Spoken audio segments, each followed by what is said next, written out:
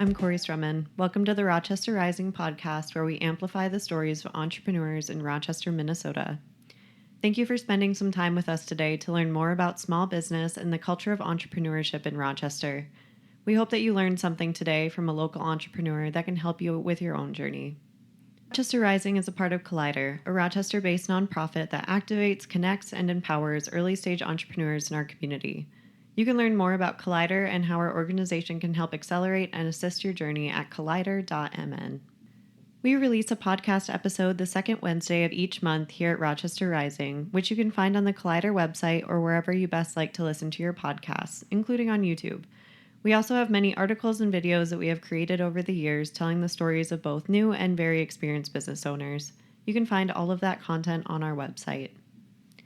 We launched Rochester Rising in 2016 to tell stories of entrepreneurship taking place within the city of Rochester, Minnesota, especially stories that otherwise would not have been told, and to take the time to understand each entrepreneur and what their experience has been like in this community. If you find value in this podcast, please consider donating and lending support to Collider's efforts to share the stories of Rochester entrepreneurs and inspire others on their journey. We use the local business Forgiving for our fundraising. You can find more information about our tip jar and how to donate through Forgiving in our show notes. I want to take a moment to thank our storytelling sponsor, Frederickson & Byron, for their support. Their Midwest-based law firm is known as the firm where law and business meet. Their attorneys provide practical legal advice and advocacy that help people achieve their business goals. Just as Collider amplifies the voices of Rochester's business community, Frederickson & Byron helps new and growing businesses with a full range of services, combining a common-sense approach with decades of experience to get things done for clients. Without further ado, let's get started. This week on the podcast, we chat with Acacia Ward, who runs the local nonprofit organization Reach the Top. Well, welcome. Thank you for being here. Yes, of course. Well, tell me a little bit about you. What are some of your hobbies and interests, pastimes?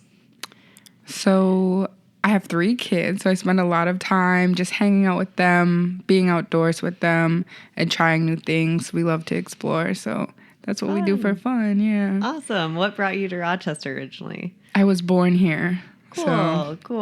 Born and raised. What kind of keeps you around? Just the community, and family and friends. I love Rochester, so. Yeah, absolutely. Well, what's kind of your background in either like work or education?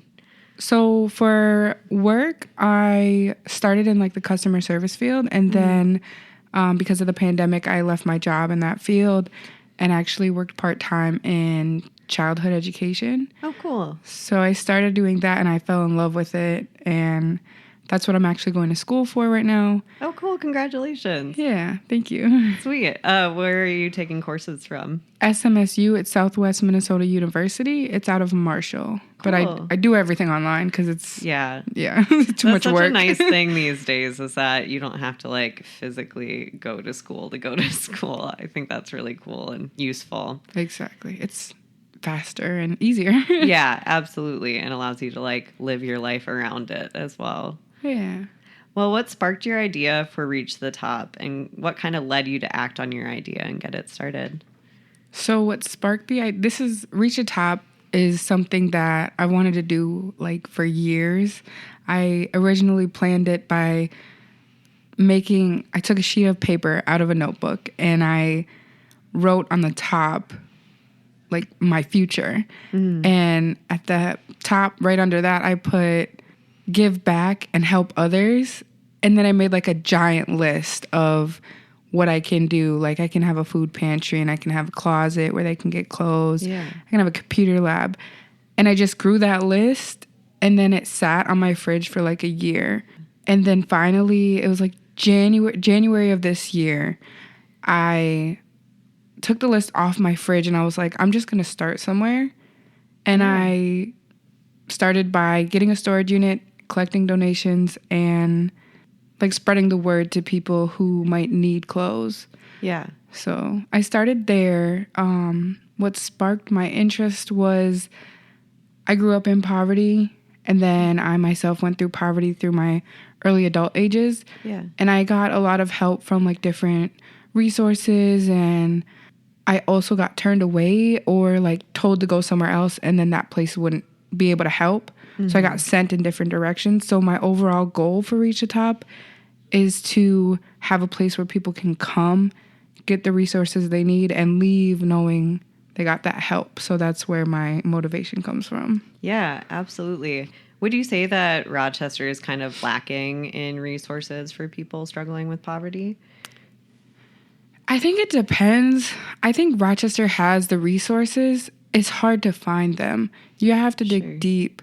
The other day I was looking for a place to do a coordinated entry for someone, and every place I called was like, we're not doing them right now, call this place.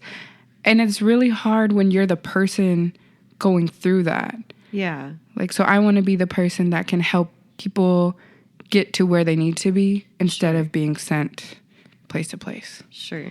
Excuse my ignorance. What does a coordinated entry mean? Coordinated entry is an assessment that you do for if you're homeless. Okay. Okay. Yeah, they help connect you with resources and programs that offer income-based or low-income housing. Okay, cool. So, yeah. Thank you for explaining that. Of course. So what are the like services and resources that Reach the Top currently offer, and then what would you like it to offer in the future? So right now I am focusing on my clothing closet and growing that. So I offer clothes. Some are new. A lot of it is used, but I only take very gently used or very well taken care of clothing. And then, like, if there's a family in need of furniture or certain things, I'll work with that family to help them find those specific things. Sure.